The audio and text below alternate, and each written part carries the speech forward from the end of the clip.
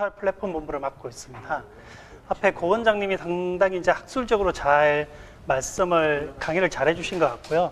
저는 이제 조금 더 실무적인 측면에서 실제 현장에서 산업이 얼마나 빨리 바뀌고 있는지, 그리고 그런 산업 변화에 대해서 조직의 어떤 변화 관리를 어떻게 할지, 그리고 미래 성장 가치를 어디에 둘지, 그런 내용으로 좀 말씀을 드리도록 하겠습니다.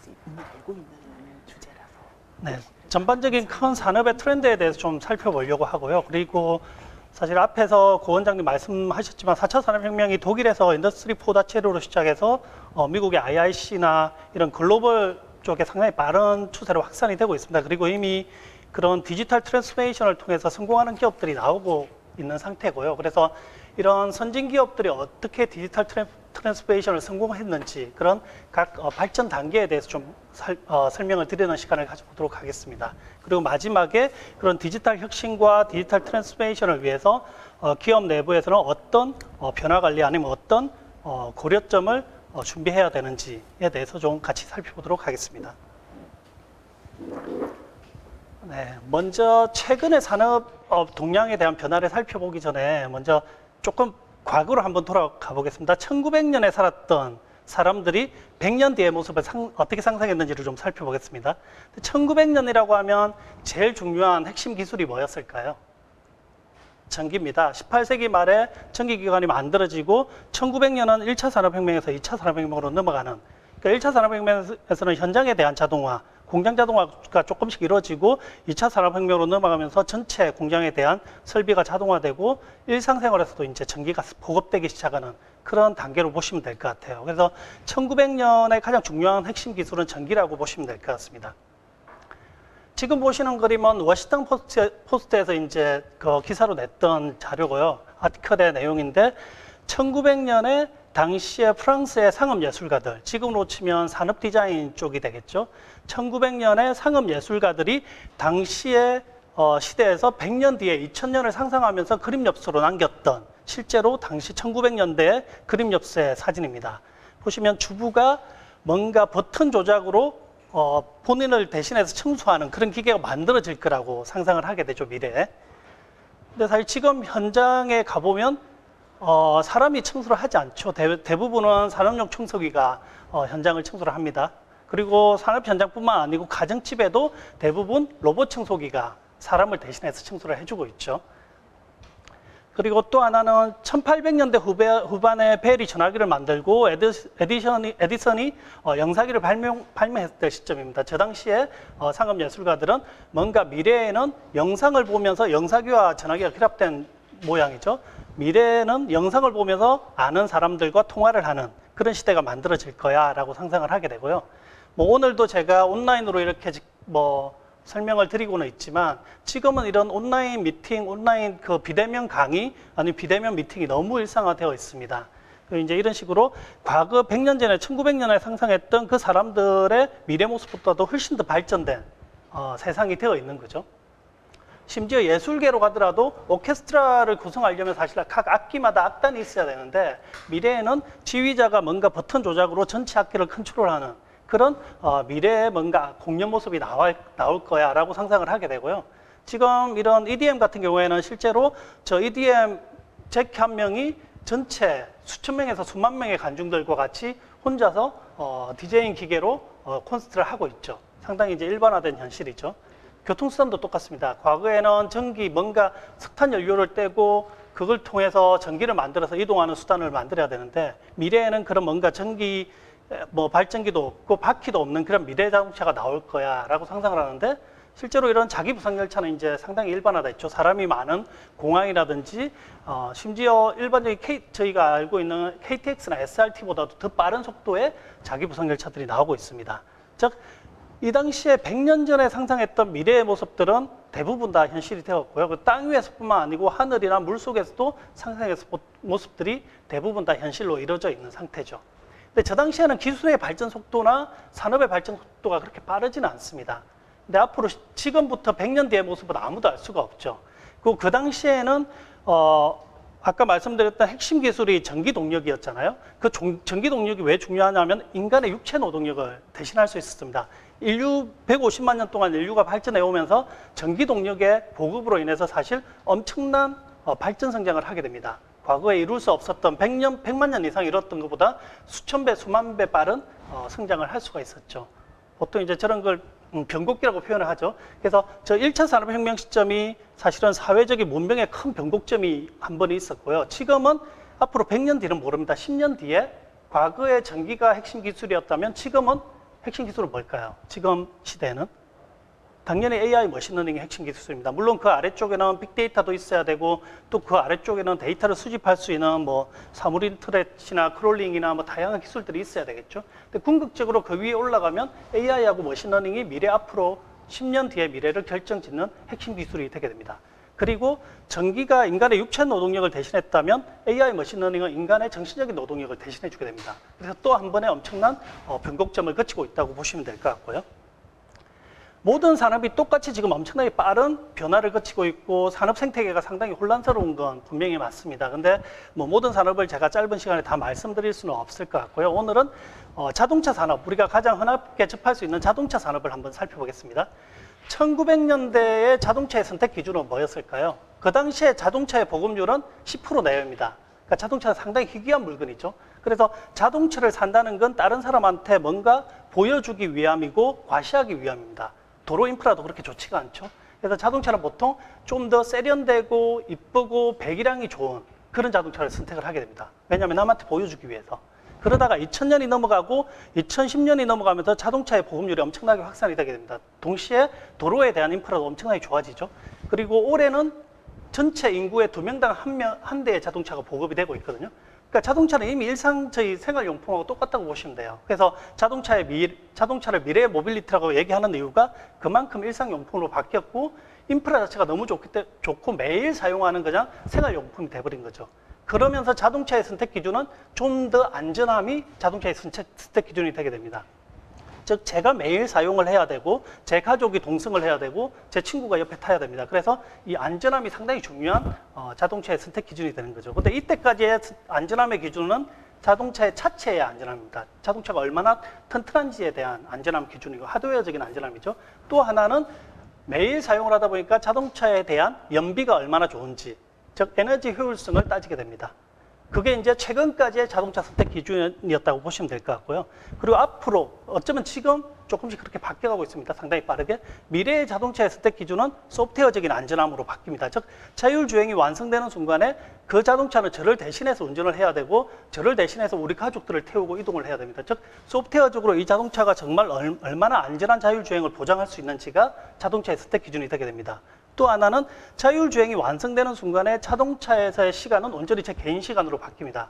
제가 모르는 지역에 여행을 가든 아니면 출퇴근을 하든 마치 우리가 옛날에 2G폰을 사용하다가 스마트폰이 나올 때 그 이동 시간은 온전히 개인 시간으로 바뀌는 거거든요.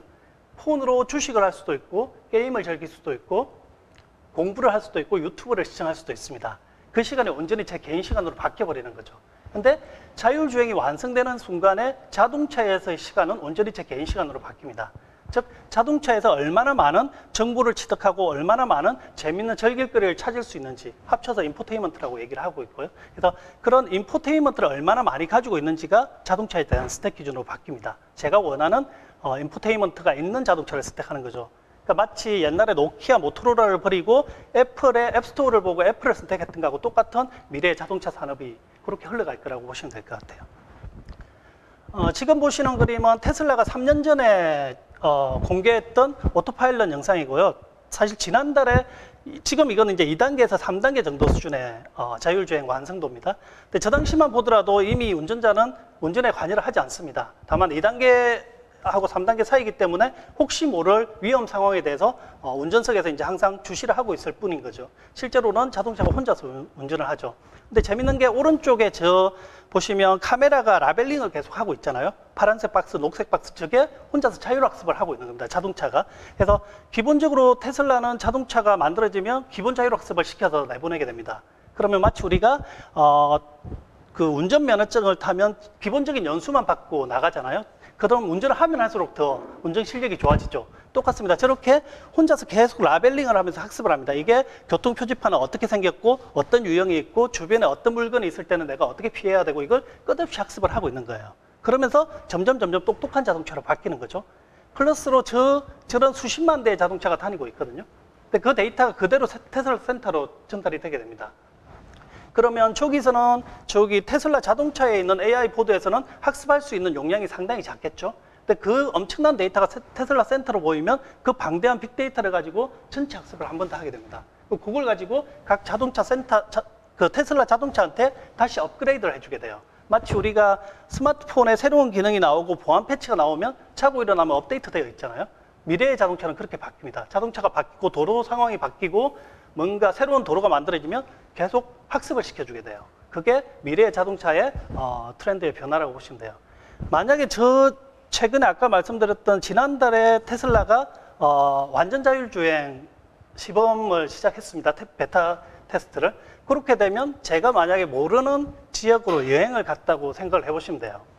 제가 뭐 북미나 유럽 쪽에 여행을 가면 저는 지금 가면 제일 먼저 하는 게 일단 공항에 내리면 렌트카를 찾아갑니다. 그리고 차를 빌려요. 가족들이 있으니까. 그리고 차를 운전하기 시작하면서부터 목적지 호텔이 될 수도 있고 유원지가 될 수도 있는데 가는 동안 계속 긴장해서 운전할 수밖에 없어요. 왜냐하면 이 도로는 제가 어떤 상황인지 초행길이고 트래픽잼이 있을 수도 있고 뭐 사고가 빈번하게 발생하는 지역일 수도 있고 전혀 예상을 할 수가 없습니다. 그래서 항상 앞을 주시하고 긴장된 상태에서 이제 목적지에 도착하면 조금 좀 이제 여유 있게 뭐 맥주를 한 잔 마시든지 차를 마시든지 이제 그때 조금 편해질 수 있죠. 근데 만약에 자율주행이 완성되면 미래의 자동차는 제가 공항에 내리면 그때 제가 미리 온라인으로 렌트해둔 차한테 신호를 보냅니다. 그러면 제가 그 톨게이트를, 출입문을 통과하는, 게이트를 통과하는 순간에 자동차가 도착을 하죠. 그러면 저는 그냥 탑니다. 타고 음성으로 목적지를 얘기하면 그때부터는 이 자동차가 혼자서 운전을 하는 거예요. 왜냐하면 그 지역에 대한 이런 자율학습을 훨씬 더 많이 했고 그 지역의 트래픽잼이 어디고 위험지역이 어딘지는 저보다 더 잘합니다. 훨씬 더 안전하게 저를 대신해서 운전을 해주게 되는 거죠. 그리고 거기서 이동하는 동안에 저는 바깥 경치를 보고 애들과 여행을 즐길 수 있는 저 온전히 제 시간을 이제 즐길 수가 있는 거죠. 즉 미래의 자동차는 이렇게 바뀌어간다고 보시면 될 것 같아요. 물론 제가 지금은 테슬라를 가지고 말씀을 드렸지만 뭐 구글 웨이모도 똑같이 다른 기술이긴 하지만 완전 자율주행에 가깝게 점점 더 고급 기술을 지금 연구를 하고 있고요. 그러니까 가까운 미래의 자율주행은 완성될 기술이라는 건 분명히 맞다고 보시면 될 것 같아요. 그리고 이제 자동차 산업 어쨌거나 이런 큰 변화가 있는데 그걸 큰 그 인더스트리의 트렌드를 보면 알 수 있겠죠. 보통 자동차 산업 같은 경우에는 그 회사의 연간 생산량으로 그 자동차 회사의 캐패시티를 판단하게 됩니다. 그래서 보통 글로벌급의 이런 메이저급의 자동차 OEM 제조회사들은 약 1000만 대를 돌파하면 그 회사는 메이저급이라고 인정을 받습니다. 현대기아차가 950에서 한 1000만 대 사이 정도의 캐파를 가지고 있거든요. 근데 지금 보시는 게 그 GM이라는 회사가 2016년에 1000만 대를 돌파합니다. 그 연간 자동차 생산량을. 그리고 2011년부터 17년까지의 이 마켓 그 캡 시가총액 그래프를 보여주고 있습니다. 근데 대부분의 자동차 회사들은 저 시가총액 그래프를 따라가게 되죠. 왜냐하면 큰 자동차라는 인더스트리에 큰 변화는 없거든요. 물론 이번 달에 현대기아차가 제네시스를 엄청나게 잘 만들어서 미국 시장에서 히트를 쳐서 약간 올라갈 수는 있습니다. 그 다음에는 또 도요타가 더 잘 만들겠죠. 그러니까 큰 약간의 변화는 있겠지만 저 큰 흐름은 변화가 없습니다. 그 산업의 흐름은 다 똑같다는 거죠. 근데 테슬라를 보시면 테슬라가 2016년에 GM이 1000만 대를 돌파했었는데 당시 테슬라는 7만 6천 대를 생산을 합니다. 그리고 테슬라가 지금까지 생산했던 모든 자동차를 다 합치면 100만 대를 살짝 넘을 것 같아요. 1000만 대도 아니고. 근데 그 테슬라의 시가총액 그래프를 보시면 2011년부터 17년까지 일반적인 자동차 산업하고는 전혀 다른 그래프를 만듭니다. 저 얘기는 테슬라라는 회사는 일반적인 OEM 자동차 제조하고는 전혀 다른 산업으로 인식이 되는 거죠. 시장에서 소비자들한테 그리고 미래 가치를 투자하는 투자자들한테. 즉 전혀 다른 2017년이 되면 GM을 따라잡습니다. 테슬라가. 연간 그 생산 일반적인 자동차 회사의 캐패시티로 판단하면 100분의 1이 안 되는 회사가 사실은 2017년에 기업의 그 가치로 보면 훨씬 더 높은 가치를 인정받기 시작합니다.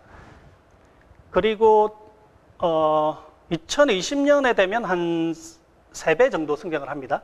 그리고 아까 앞에서 고 원장님 말씀하셨지만 개인도 사실 회복 탄력성이 엄청나게 중요합니다. 변화도 많고 뭐 슬럼프도 있을 수 있고, 근데 기업도 똑같습니다. 기업도 미래 성장에 대해서 이런 회복 탄력성이 얼마나 좋은지, 즉 이 회사의 미래 가치가 아니면 미래 비전이 얼마나 분명한지에 따라서 그 기업의 회복 탄력성이 엄청나게 차이가 나게 됩니다. 이번에 올해 전 세계적으로 코로나로 다들 엄청난 경제 위기를 겪었잖아요. 특히 이제 제조 쪽은 생산 공장이 가동을 못하면서 엄청난 임팩트가 있었는데, 보시면 올해 초에 똑같이 코로나에 대한 코비드 19의 영향을 받습니다. 테슬라도 받고 GM도 받습니다. 근데 받은 다음에 치고 올라가는 회복 탄력성은 비교가 안 됩니다. 지금은 거의 10배 가까이 차이가 나거든요, 회사 가치가. 그리고 자동차 산업에서는 절대적인 1위가 도요타입니다. 도요타하고 2위하고는 상당한 차이가 있고요. 근데 재밌는 게 도요타를 따라잡는 건 불가능하다고 생각을 했는데, 지금은 도요타의 2배 정도의 가치를 받고 있습니다. 테슬라가. 비교가 안 되는 거죠. 절대적인 가치, 그러니까 전혀 다른 새로운 시장을 만들어 가고 있다고 보시면 될 것 같아요. 근데 이게 제가 지금 자동차 산업 하나를 가지고 말씀을 드렸는데, 이게 자동차만 그런 게 아니고 모든 산업이 똑같습니다. 아마존이 나와서 월마트를 쫓아가서 월마트보다 훨씬 더 빠르게 성장을 하고 있고, 심지어 리테일뿐만 아니고 페덱스 같은 이런 물류 기업까지 장악을 하고 있습니다, 점점.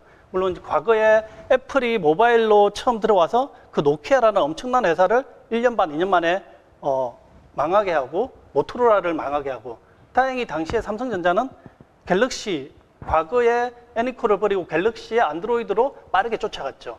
상당히 적합한 전략이었고, 당시에 삼성은 분명히 시장이 한순간에 바뀐다는 걸 인지를 했을 겁니다. 그래서 과거에 그런 그 애니콜 시장을 과감히 버리고 쫓아갔던 거고, 반대로 노키아는 과거에 노키아 그 시장을 버릴 수가 없었던 거죠. 결국에는 빠른 시간에 망할 수밖에 없었고. 근데 그게 뭐 호텔 산업도 똑같고요, 숙박업도 똑같고, 뭐 엔터테인먼트의 블록버스터 이미 망했고 넷플릭스가 장악을 하고 있죠. 디즈니가 물론 이제 쫓아오고는 있지만, 일반적인 미디어도 우리가 알고 있는 공영 방송이나 일반적인 방송이 아니고 다 유튜브로 바뀌고 있습니다. 즉 제가 대표적인 거 몇 가지 말씀드렸지만 모든 산업이 똑같은 영향을 받고 있다고 보시면 될 것 같아요.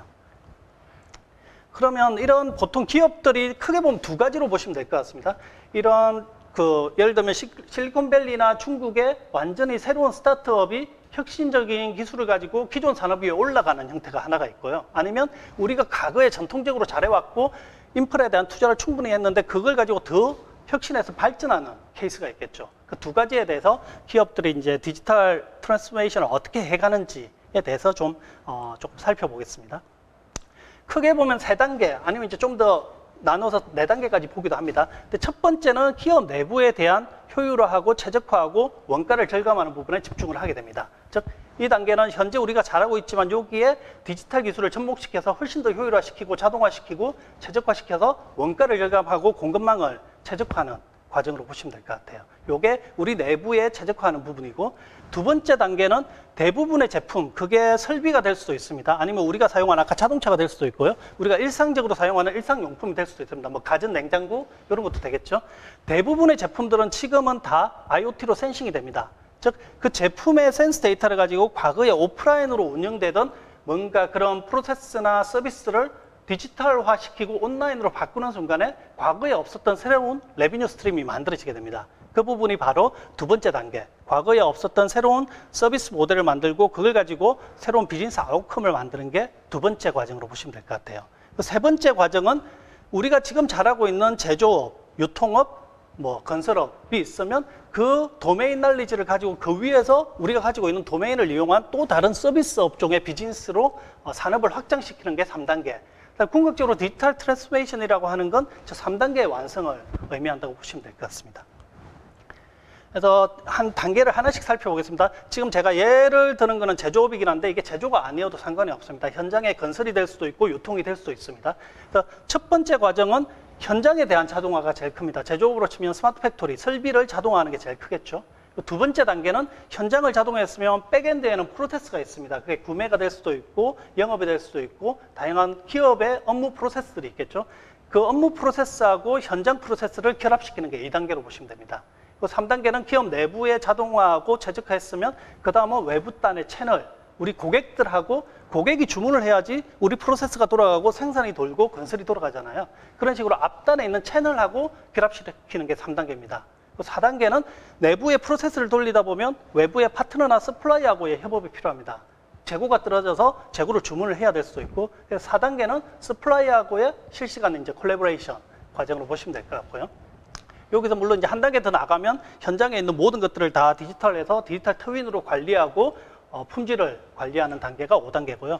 어쨌거나 지금 각각의 요소들에 대해서는 상당히 많은 최적화 활동들을 하고 있습니다. 대부분의 기업들이. 근데 저게 연결됐을 때 전체 공급망이 최적화되고 우리가 놓치고 있던 부분에서 뭔가 비즈니스 아웃컴을 만들고 효율을 더 높일 수 있는 그런 과정을 만들어내실 수가 있습니다.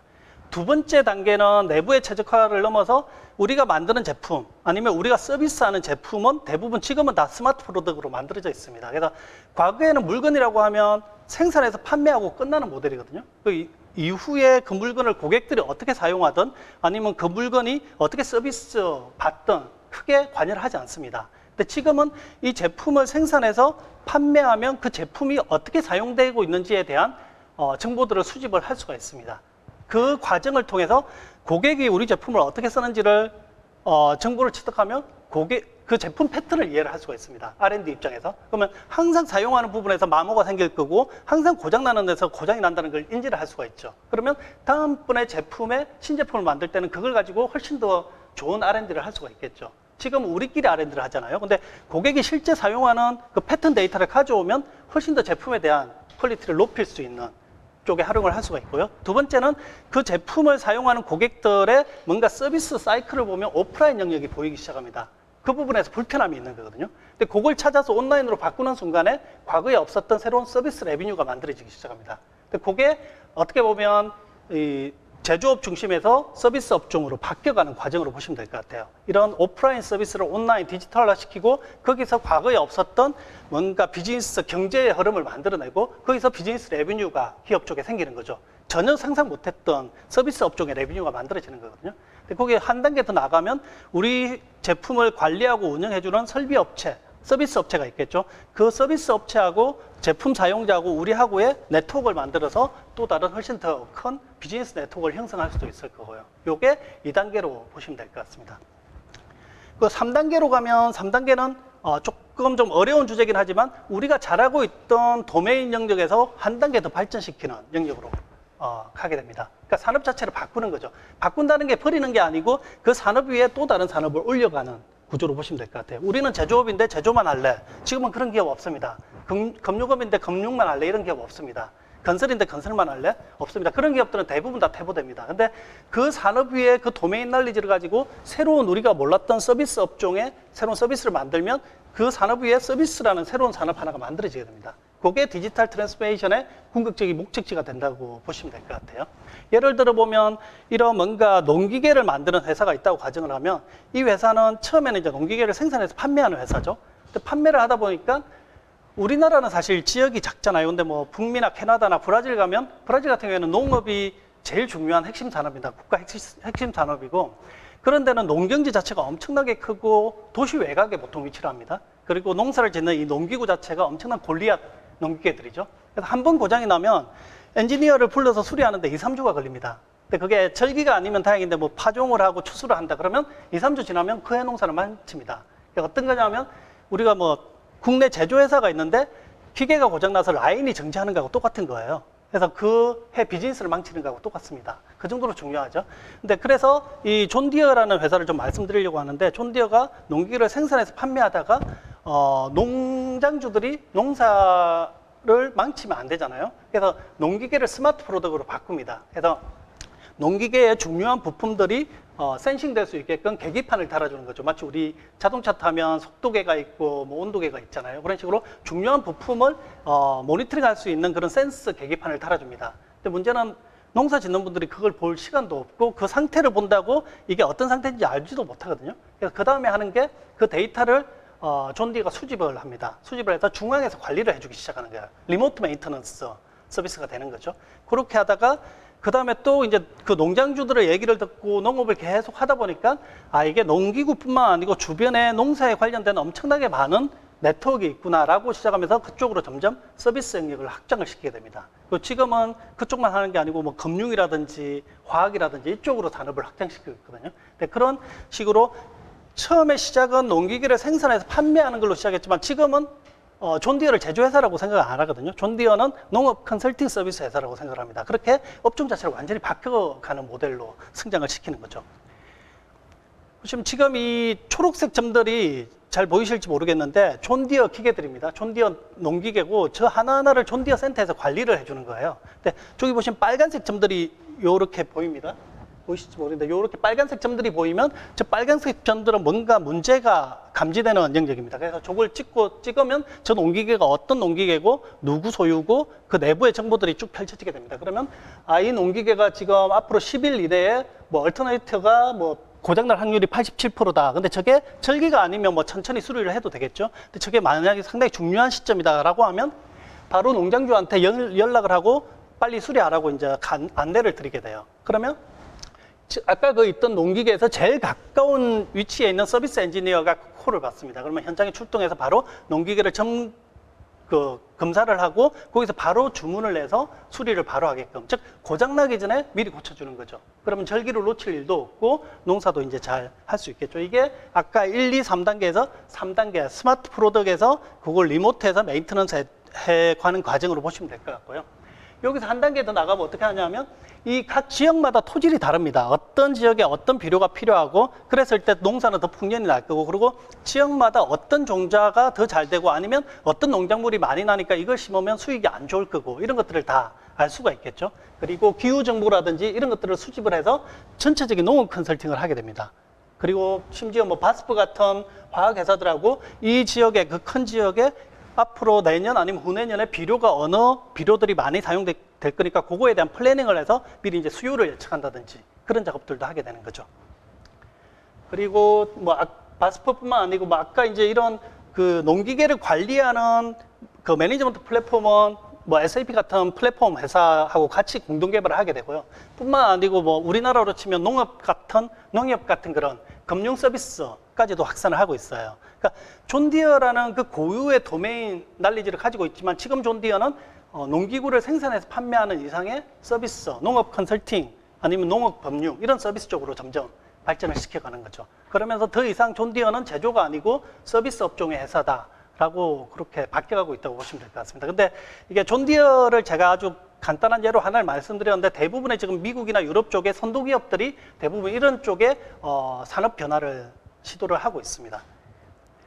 그러면 이제 이런 디지털 혁신이나 디지털 트랜스포메이션을 위해서 어떤 부분을 고려해야 될지에 대해서 좀 말씀을 드리겠습니다. 일단 앞에 말씀드렸던 그런 새로운 뭔가 레비뉴를 만들 수 있는 서비스를 찾아내고 비즈니스 모델을 바꾸고 하는 게 쉬운 작업은 아니잖아요. 왜냐하면 지금 우리가 잘하고 있는 작업들도 더 잘해야 되거든요. 근데 거기서 뭔가 새로운 미래 비즈니스를 찾는 건 분명히 쉬운 작업은 아닙니다. 근데 그런 문제를 찾아내는 방법으로는 크게 한 3가지 정도가 있다고 보시면 될 것 같아요.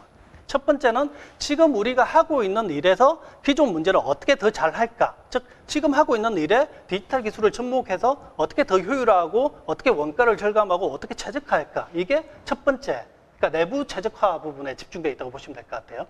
두 번째는 기존에 있던 문제인데 우리가 놓치고 있던 문제 아니면 뭔가 환경이 바뀌었잖아요. 환경이 바뀌면서 우리가 문제를 잘못 적응하고 있는 게 아닌지, 즉 문제에 대한 재정의라고 보시면 될 것 같습니다. 그 세 번째는 완전히 새로운 시장에 대한 문제를 만들어내는 겁니다. 마치 테슬라가 미래에 대한 자동차, 미래에 대한 우주 산업을 만들듯이 문제에 대한 정의를 새로 하는 거죠. 없었던 문제를 만들어서 거기서 새로운 시장을 만들어내는 게 세 번째. 갈수록 어렵겠죠. 갈수록 어렵고 반대로 시장 가치로 보면 이쪽은 기존 걸 잘하는 거라서 아무래도 레드오션 쪽이 가깝고 이쪽은 미래 디지털 시장에서 필요한 문제를 찾아내고 그거에 대한 솔루션으로 새로운 시장을 만드는 겁니다. 즉 블루오션 쪽이 가깝죠. 이런 식으로 해서 물론 미래 가치는 이쪽이 훨씬 더 크지만 이쪽도 잘해야 되겠죠. 지금까지 우리가 쭉 해왔던 비즈니스고 그쪽에 또 이제 계속 잘해야 되는 영역이기도 하고요. 근데 보통 대부분의 회사들은 R&D에 대한 투자를 엄청나게 많이 합니다. 그래야지 제품에 대한 경쟁력, 기술에 대한 경쟁력을 계속 유지를 할 수 있고요. 다만 그런 기술 자체에 대한 경쟁력은 상향 평준화가 금방 될 수밖에 없거든요. 그랬을 때 제품 혁신을 하고 기술 혁신을 해서 대부분 회사들은 똑같은 시장에 뛰어듭니다. 똑같은 시장에 가서 똑같은 방식으로 경쟁을 하죠. 약간의 아까 말씀드렸던 그 제품이 이번에 히트를 치면 약간의 마켓 쉐어를 가져오고 약간 작년보다 좀 더 나은 비즈니스 레비뉴를 만들 수 있겠죠. 근데 그건 일회성으로 그치는 모델로 보시면 될 것 같아요. 근데 만약에 우리가 제품이나 기술 혁신을 했고 그걸 가지고 앞에 말씀드렸던 식으로 전혀 다른 방법으로 문제를 정의한다고 가정을 해보겠습니다. 과거에 있었던 문제지만 그 문제를 새로 정의하고, 즉 시장이나 고객이 디지털 시대로 바뀌었잖아요. 그랬을 때 우리 제품을 그 문제에 대한 답을 찾는 게 아니고 새로운 문제를 정의하고, 아니면 과거에 없었던 우리가 놓치고 있던 문제를 찾아내고 그 문제를 가지고 새로운 비즈니스 모델이나 서비스를 정의할 수 있으면 그건 요 시장이 아니고 완전히 새로운 가치의 새로운 디지털 시장을 만들어내게 됩니다. 근데 저걸 찾는 게 핵심이 되는 거죠. 그리고 대부분 지금 디지털 트랜스포메이션이나 아니면 유니콘 기업으로 성공하는 회사들은 여기 가서 싸움은 안 합니다. 대부분 이렇게 완전히 새로운 디지털 시장 자체를 새로 만드는 거거든요. 근데 거기서 엄청난 시장의 부가가치를 만들어내는 거죠. 근데 보통 이제 이런 걸 하기 위해서 필요한 게 크게 이제 3가지 정도의 에네이블러가 있다고 보시면 될 것 같고요. 첫 번째는 일단 뭔가 시장을 정확히 이해하고 우리의 주관이나 우리의 어떤 가정에 기반하는 게 아니고 실제 고객 그리고 마켓의 공감을 통해서 문제를 찾아낼 수 있는 게 가장 중요하겠죠. 보통 이제 앞에서 고 원장님 말씀하셨던 것처럼 거기에 가장 많이 사용되는 게 디자인 띵킹 같은 새로운 사고방법론이 제일 많이 사용이 되게 됩니다. 그래야지 우리의 주관이 아닌 진짜 현장에서 필요한 공감에 기반한 문제를 찾아낼 수가 있거든요. 리얼 프로블럼을 찾아낼 수 있는 거고, 두 번째는 이런 리얼 프로블럼을 찾아내더라도 기존의 조직의 프로세스, 기존의 조직의 문화에서는 저런 새로운 문제를 받아들이기가 상당히 힘듭니다. 왜냐하면 새로운 거에 대한 부담감이 상당히 크거든요. 그리고 기존에 우리가 잘해왔던 걸 혹시 다치게 할 수도 있다고 하는 그런 부담감을 가지고 있습니다. 그래서 기업의 이런 새로운 비즈니스 모델이나 새로운 서비스가 들어왔을 때 그걸 수용할 수 있는 조직적인 문화화하고 그다음에 새로운 방법론, 애자일한 방법론이 또 필요하겠죠. 그리고 세 번째는 그걸 궁극적으로 서비스로 만들 수 있는 건 마지막에 디지털 혁신 기술이 당연히 들어와야 됩니다. ICBM 같은 기술이 들어와서 그걸 완성시켜주게 되는데요. 그 모든 ICBM 기술을 다 가지고 있을 수는 없겠죠. 최소한 그거에 대한 핵심 기술은 보유하고 있고 그 핵심 기술 중에서 필요한 영역들은 같이 할 수 있는 파트너 에코를 가지고 있어야 되겠죠. 그래야지 새로운 서비스를 발견하고 그걸 빠르게 시장에 진출을 시켜야 되거든요. 근데 그걸 하려면 디지털 기술에 대한 내재화도 필요하다고 보시면 될 것 같습니다. 보통 이런 뭔가 새로운 서비스를 만들고 미래 성장 가능한 비즈니스 모델을 찾았으면 거기에 적용하기 제일 좋은 방법은 당연히 애자일 방법론입니다. 그리고 만약에 우리 회사가 스타트업이고 아니면 우리 회사가 완전히 이 사업부를 독립사업부로 유지해 줄 수 있다면 이쪽의 워터풀 방식보다는 그냥 애자일한 방법으로 바로 접근을 하면 됩니다. 근데 대부분의 기업들은 기존에 우리가 잘해왔던 프로세스가 있고 산업이 있고 인프라에 대한 투자가 있습니다. 그 부분을 이렇게 한 번에 바꿀 수는 없거든요.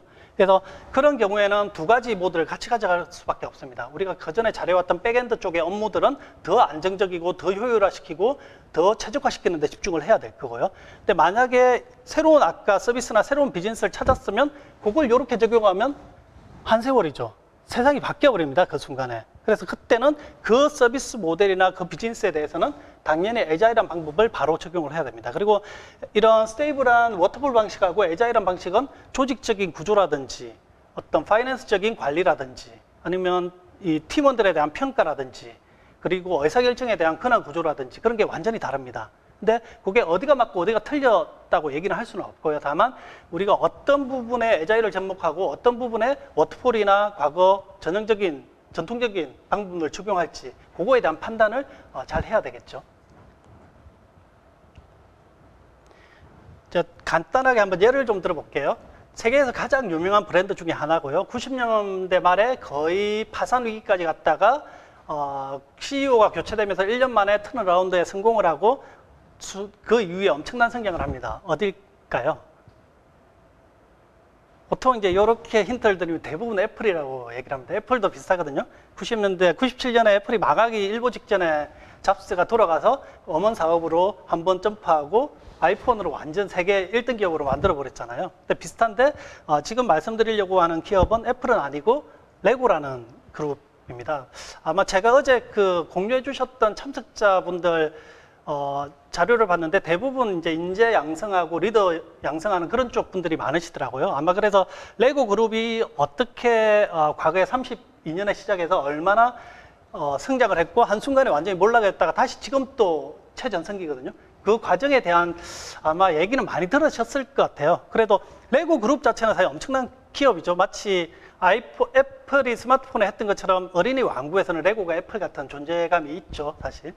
그렇습니다. 근데 레고가 32년에 아까 말씀드렸던 것처럼 나무 장난감으로 시작해서 40년대 이제 플라스틱 금형이 되게 기술이 일반화되고 상당히 좋아집니다. 그래서 그때부터 이제 플라스틱 왕구로 바꾸고요. 50년대에 지금 우리가 알고 있는 그 레고 끼워서 맞추는 브릭 형태의 레고를 특허를 내서 시장을 장악하게 됩니다. 그리고 뭐 70년대 후반에 하나씩 특허가 없어지거든요. 그리고 88년에 완전 특허가 다 소멸이 됩니다. 그러면서 뭐 그 레고 비슷한 그 왕구들이 많이 나오죠. 엄청 저렴하고 싼 왕구들이 많이 나오는데 레고가 80년대 후반까지 엄청난 성장을 하고 아까 이제 그 80년대 후반에 그 특허가 없어지고 수많은 경쟁업체들이 나오고 저가 공세로 밀리면서 상당히 힘든 시기를 겪게 됩니다. 그러다가 2000년대 초반까지 엄청 힘들게 되고요. 근데 재밌는 게 2007년에 애플이 아이폰을 출시하고 그 전에 이제 막 온라인 게임들이 나오기 시작하거든요. 그래서 이 초기에 2003년 이때가 최악의 안 좋은 상황이었고요. 2004년에 레고가 30대 중반에 CEO로 교체를 하게 됩니다. 파운더가 물러나고 그 자리에 30대 중반에 이제 CEO가 들어와서 했던 일이 뭐냐면 사업이 안 되다 보니까 문어발식 확장도 하고 조직도 늘리고 뭐 레고 장난감 유형이 그 당시에 뭐 숫자가 엄청나고 그런 이제 끝도 없는 확장들을 해봤던 거죠. 근데 이 딱 CEO가 들어와서 제일 먼저 했던 게 우리의 코어 캐퍼빌리티가 뭔지, 우리의 핵심 역량이 뭔지에 다시 집중을 하게 됩니다. 그러면서 그 왕구의 종류를 반 정도로 줄이고요. 그러면서 공급망 자체가 되게 단순해지죠. 전체 서플라이어들이나 파트너들 공급망도 최적화가 되게 되고 그다음에 이제 비용도 엄청나게 줄이게 됩니다. 그러면서 2004년에 턴어라운드에 성공을 하게 돼요. 그리고 그 다음부터는 다른 회사들은 이때 엄청나게 안 좋습니다. 2007년에 애플 나오고 나서 다른 왕구들은 엄청 안 좋은데 보시면 레고 같은 경우에는 훨씬 더 빠른 성장을 합니다. 그리고 이때 제2의 전성기를 맞이하게 돼요. 근데 재밌는 게 레고는 엄청난 성장을 하는데 레고가 진짜 야심차게 당시에 준비했던 게 있습니다. 레고 유니버스라는 엄청난 온라인 게임을 준비를 하고 있었거든요. MMOG 게임인데 그게 레고가 전통적인 레고는 제조업입니다. 자동차 제조 산업입니다. 품질이 엄청나게 중요하고 위험이 절대 있으면 안 되고 근데 그걸 온라인 게임도 똑같이 생각한 거예요. 그래서 느리지만 우리는 완벽한 레고같이 완벽한 게임을 만들 거야 라고 해서 2004년에 턴어라운드를 하고 2005년부터 레고 유니버스라는 게임을 만들기 시작합니다. 그리고 넷데빌이라는 전문 게임 회사까지 같이 이제 협업을 해요. 거의 한 5년 넘게 이렇게 쭉 만들어서 2010년에 레고를 출시하고 1년 반도 안 걸려서 한 15개월 만에 서비스를 종료를 해버립니다. 시장이 너무 빨리 바뀌었고 요거에 대한 변화 관리가 상당히 힘들었고요. 반대로 레고 유니버스가 정말 부러워하는 회사가 하나 있거든요. 어딜까요? 혹시? 너무 잘 아는 마인크래프트. 저도 마인크래프트를 제가 해보지는 않았습니다. 근데 애한테 너무 많이 들어서 근데 어른들도 많이 하시더라고요.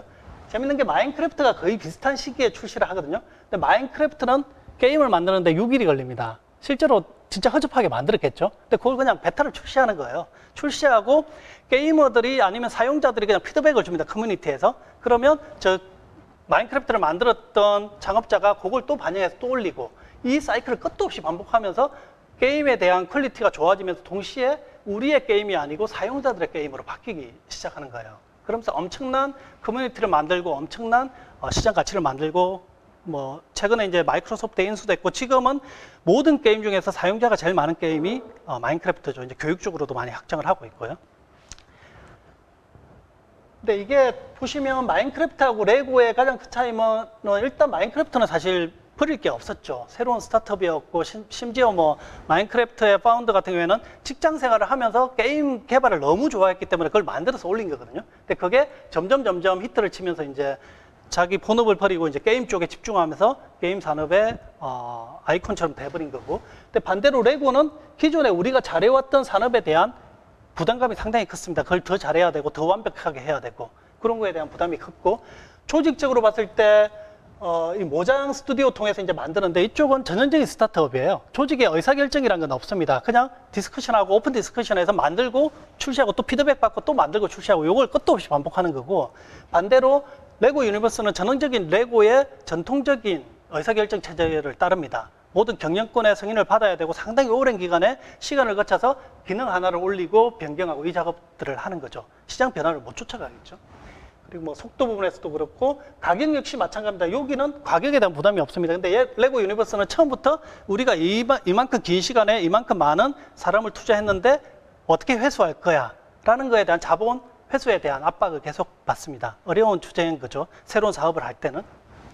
즉 새로운 산업에 대한 완벽한 이해가 일단 없었고요. 게임 산업하고 제조업은 완전 다른 산업입니다. 근데 게임 산업을 제조 산업으로 이해를 했다는 큰 오해가 있었던 거죠. 두 번째는 우리가 원하는 제품을 만들려고 했던 거예요. 레고가 원하는 제품, 시장이 원하는 제품을 만드는 게 아니고. 이게 두 번째였고, 세 번째는 새로운 걸 만드는데 완벽함을 너무 추구했다는 거고요. 새로운 걸 할 때는 뭔가 빨리 출시해보고 피드백 받아보고 변화시키고 이 작업을 해야 되는데 너무 완벽한 걸 추구했고, 그 다음에 내부의 요구사항들을 다 수용하려고 했고, 뭐 그런 문제점들이 있었고요. 크게 보면 개발 방식의 갭, 즉 아까 말씀드렸던 그런 애자일한 방법론이 필요한데 여전히 전형적인 과거의 전통적인 워터폴 방식을 썼다는 거고, 두 번째는 소비자, 시장하고의 커뮤니케이션 할 수 있는 채널이 없었다는 거고, 그다음에 이제 기업 문화가 전통적인 의사결정 구조에 기반을 하고 있다는 걸로 보시면 될 것 같아요. 그래서 보시면 이제 뒤에 마지막에 설명드리겠지만 이런 식으로 애자일 방법론으로 가면 하나의 작은 단위의 스크럼을 만들고 그걸 가지고 빠르게 길어야 한두 달이거든요. 한두 달 만에 출시해보고 피드백 받고 또 그런 스크럼을 끝도 없이 만들어가는 과정을 반복해가야 되는데, 보시면 아까 레고 유니버스는 이 과정이 5년짜리 과정입니다. 5년 동안 엄청나게 심혈을 기울여서 완벽한 제품을 딱 내놨는데 5년 뒤에 세상이 어떻게 바뀔지 어떻게 알아요? 모른다는 거죠. 그래서 물론 이렇게 해야 되는 경우가 있습니다. 이렇게 해야 되는 경우는 되게 스테이블하고 이미 검증된 비즈니스나 프로세스는 당연히 이게 더 안정적입니다. 근데 어떻게 변화가 있을지 모르는, 예측이 안 되는 경우에는 이런 애자일한 스크럼 방식이 훨씬 더 효과적이겠죠. 중요하고. 그래서 궁극적으로는 스테이블한 방법하고 애자일한 방법이 당연히 같이 병행이 돼야 되고요. 다만 우리 회사가 스타트업이다라고 하면 이쪽만 신경 쓰면 됩니다. 근데 지금 들으시는 회사가 만약에 그전에 우리 산업이 있고 우리가 투자했던 인프라가 있고 고유 프로세스, 잘하는 프로세스가 있으면 요 스테이블한 프로세스하고 방법론을 유지하면서 이쪽을 어떻게 우리가 확장시킬 수 있을까? 새로운 사업 쪽으로 그 부분을 좀 더 이제 고민을 하시는 게 좋을 것 같습니다. 마지막으로 마이크로소프트가 2014년부터 지금 이제 마이크로소프트만 그런 게 아니고 가장 이제 중요한 미래 성장의 핵심 가치, 코어 밸류로 두고 있는 게 그로스 마인드셋이고요. 많은 지금 아마 분들이 그로스 마인드셋 많이 들어보셨을 것 같아요. 근데 저 그로스 마인드셋이 너무 좋죠. 사실 개인한테도 너무 좋고 조직한테도 너무 좋은데 저 그로스 마인드셋이 그 기업의 문화로 정착하기 위해서는 직원이 그 의사결정을 하고 판단하고 행동하는 데 있어서 심리적인 안정감이 있어야 됩니다. 그게 기업의 어떤 경영층에서 그런 문화를 만들어줄 수 있어야 되고, 그래서 저런 그로스 마인드셋이 미래에는 대부분의 기업의 미래 성장 가치의 가장 중요한 핵심 포인트가 될 걸로 생각을 하고 있습니다.